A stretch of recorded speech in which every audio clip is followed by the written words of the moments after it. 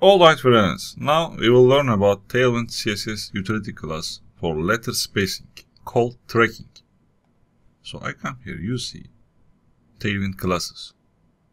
For example, tracking tighter will apply a smaller spacing between each letter, while tracking wider or tracking Y will increase the space around 1.1 ren, 0.1 m.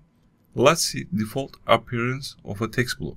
I come here, that's default appearance of a text block.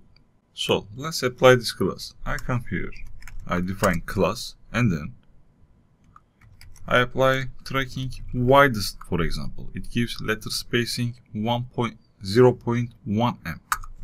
Let's apply it. I come here, I refresh my page, I refresh it.